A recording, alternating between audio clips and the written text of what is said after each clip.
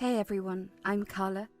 I'm 36 years old. I'm an ordinary woman who has been through some crazy things. Let's start from the beginning. Josh and I met in college. We were inseparable, and after a few years of dating, we got married. Our married life began happily.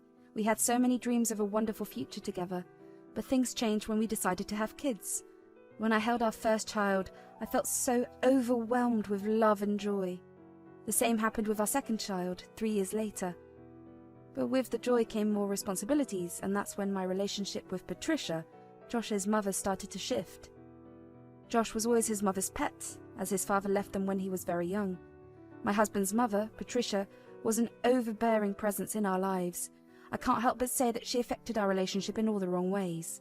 Patricia had a way of putting herself into every part of our lives. As a result, Josh and I struggled to really have some time together without his mother being there or knowing of it.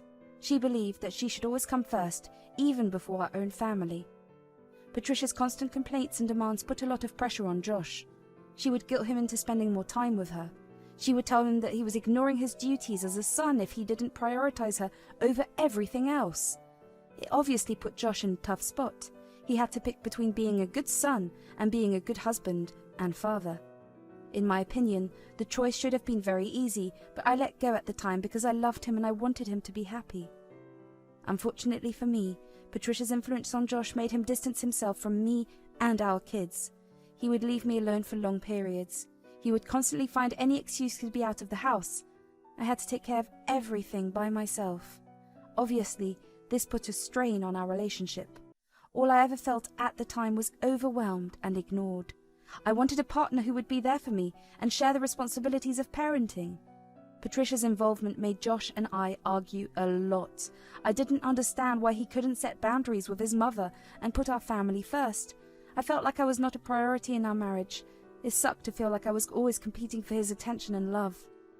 It became unbearable, and one day I talked to Josh about his behavior. This led to an argument, and we stopped speaking for a while. I can't take this anymore.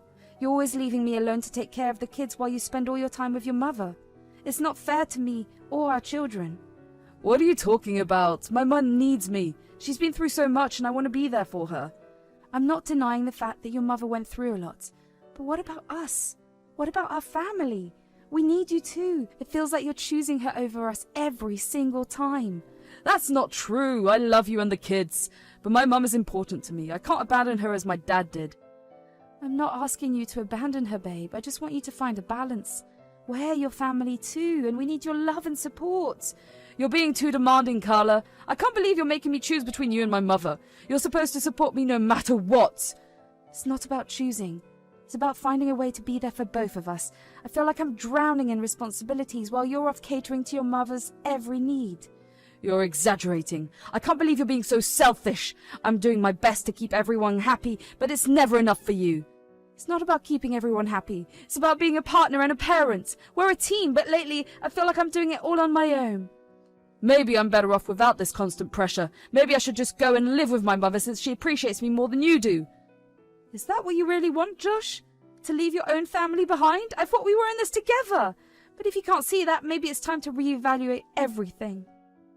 After some time, Josh came to me feeling sorry for what he had done and apologized. I forgave him and we hugged, hoping to move forward. But he had a surprise planned. He took me to our office where we had a beautiful world map framed on the wall. He asked me to choose a country, and I excitedly picked Greece. I figured out what Josh was trying to do. I felt happy that Josh was finally taking me on a trip. It had been ages since we'd gone on vacation, and it was just the best way to make up after our fights. I remember thinking that I had won the lottery with Josh at that moment. But boy, was I wrong. While I was busy swooning over Josh, he asked for my credit card because he had apparently maxed out his own. I trusted him completely and gave him my card. I was filled with excitement at the idea of exploring a new country together. The thought of walking through ancient ruins, trying delicious Greek food, and enjoying the beauty of the Mediterranean made my heart race with anticipation. Greece had always been a dream destination for me, something I never thought would come true. But now, there it was, a chance to experience the rich history and vibrant culture of this beautiful country. I spent hours researching the top attractions, learning about the fascinating mythology and imagining the breathtaking views we would see. As the days passed, We got closer to our departure dates. I couldn't contain my excitement. I couldn't stop smiling, and my enthusiasm spread to my friends and family. The trip was not just a vacation. It was a chance for Josh and me to grow closer. It was a chance to create new memories and strengthen our relationship. It was a break from our daily routine. It would give us the chance to have an adventure and enjoy ourselves. As the days went by, our departure day came closer, and I started organizing everything. I made sure all our travel documents were in order and checked with my parents if they could take care of our kids for 5 days, just in case Josh's mother couldn't. Josh was busy with work, so we didn't have much time to discuss our trip logistics. Finally, a week before our trip, we had a chance to sit down and talk. Babe, I wanted to talk to you about our upcoming trip. I was wondering if we should discuss whether the kids will stay with your mum or my parents while we're away. Why would they stay anywhere else? You'll be here to take care of them, won't you? I don't understand. What do you mean? We're going on this trip together, right? No, this is a trip for me and my mother. Excuse me? Oh yeah, she made me realize that you've been controlling me too much, taking away my role as a husband and a father. She reminded me that it's a woman's duty to handle the kids in the house, not mine. I can't believe what I'm hearing, Josh. You planned a trip behind my back with your mother, and you're using her words to justify it. Please try to understand, babe. I love you, but my mother is important to me. She has a point, and I need some time away with her. This is unacceptable. You can't just decide to leave me and our kids behind because your mother convinced you of something so archaic. We're a team, and you're supposed to support and prioritize our family. I'm sorry, babe, but I need this trip. I need to spend time with my mother and reassess things. It's not about leaving you behind, it's about finding myself again. Finding yourself at the expense of our marriage and family? I can't believe you're being so firm about this. It's hurtful and shows where your true priorities lie. I've made up my mind, babe. I'm going on this trip. There's nothing you can say to change it. My mum needs me, and I won't let you stop me from being there for her. I couldn't believe what I was hearing. Why would Josh even do this to me? I mean, it's not like I would have said no if he asked to go on a trip with his mother. But to make me pick the place and make me believe that we were going on my dream vacation for weeks, that was beyond cruel. I felt angry and hurt, and I decided to get revenge. I noticed that Josh never gave me back my credit card after booking the tickets. I quickly realized that they had planned to use my card for their expensive vacation. I didn't say anything. Instead, I waited for the right time. Once they reached Greece, I waited for a day, letting them think they had won. But at midnight, I blocked my card. Then I turned off my phone and went to sleep, knowing the next day would be intense. I kept my phone off the entire day. I decided I deserved a well-needed break. I invited my parents and Bessie to spend the day with my kids and me at an amusement park. That day was one of the best days of my life. Not only did I finally feel heard and seen, but I also got to laugh and do silly things with the people that I loved. My parents, being the amazing and supportive grandparents they are, insisted on taking care of the kids so that Bessie and I could have some of our fun. They knew what I was going through and believed that I deserved a break. It felt so nice to see my kids hold their grandparents' hands and drag them over to their favourite ride. Bessie and I had a blast at the amusement park, enjoying cotton candy and sharing funny stories. It felt like I was a kid again. I was having so much fun and felt so refreshed. We took a lot of pictures to remember our special day together too. At the same time, my parents took care of my kids. They showered them with love. I saw their happy faces as they rode kiddie rides and heard their laughter everywhere. It made me happy to know that they were safe and surrounded by love. As the day ended, I felt so thankful for my parents' love, Bessie's friendship, and the special moments with my kids. It showed me how important it is to take care of myself and find happiness in the midst of challenges. When I turned on my phone that night, I saw many missed calls and texts from Josh and Patricia. Josh called me just 5 minutes after I switched on my phone. Hello? Babe, thank goodness you finally picked up. Our card isn't working and we're stranded without a place to stay. You need to call the bank right now. Josh, calm down. I blocked the card. What? How could you do that? We're in a foreign country, Carla. We need a place to stay. I blocked the card because you used it for a trip that was meant for you and your mother, not for us. You left me alone with the kids. What made you think I would allow you to enjoy your trip on my card after you deceived me? This is ridiculous. How could you leave us stranded like this? We're your husband and your mother-in-law. You should take care of us. I've taken care of our family on my own for too long. You chose to prioritize your mother over us, and I've had enough. I won't enable your behavior any longer. You're being selfish, Carla. We're in a difficult situation and you're only thinking about yourself. You've ruined our trip. Josh, You ruined our marriage by disregarding our family's needs. I won't apologize for standing up for myself and our children. Good luck with your trip. Goodbye. After the call with Josh, I felt so many different emotions. I was angry because he tried to blame me for everything, but I also felt relieved that I finally stood up for myself. Along with the anger and relief, I felt sad too. It hurt to realize that our marriage had fallen apart.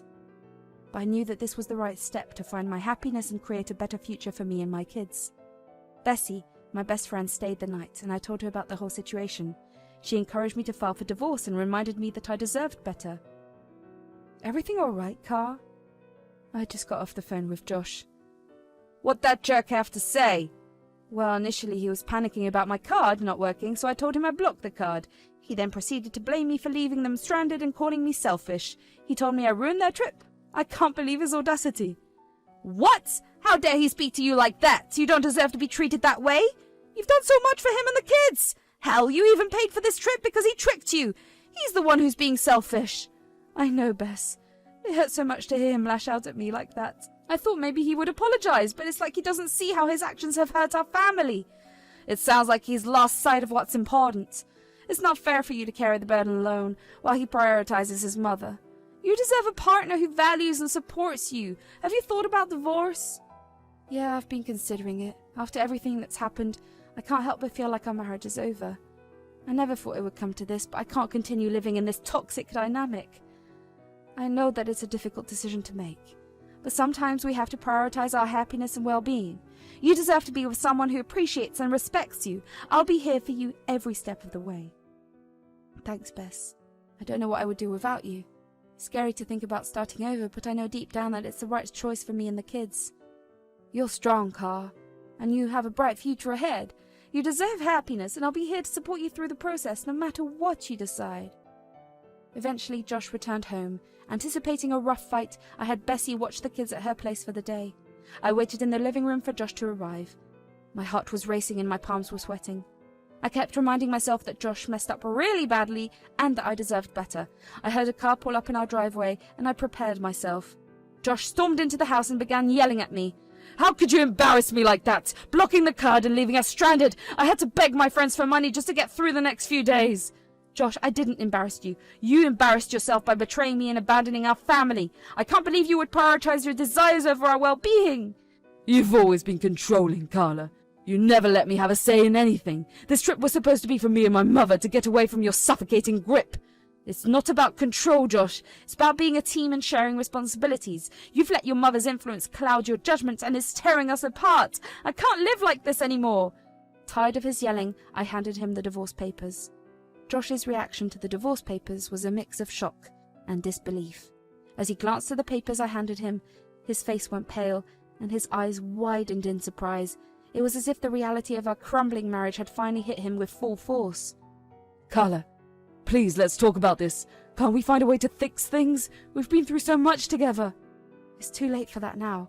We've reached a point where trust and respect have been broken. I can't continue living in a relationship where I feel neglected and betrayed. I never meant for it to come to this. I didn't realize the extent of the damage until now. Can't we try counseling or find a way to rebuild what we had? I understand your pain, but we've tried to address our issues before.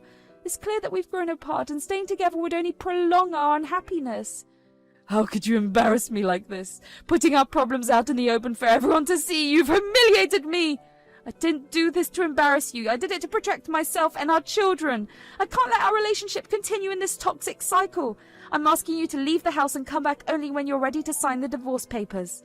I stood my ground, remaining calm and resolute in my decision. I had endured months of pain and disappointment, and I knew that this was the only way forward. It was time for me to prioritize my well-being and the well-being of our children. I calmly asked him to leave the house and come back only after he had signed the papers. Finally, I felt a sense of liberation and a glimmer of hope for a brighter future.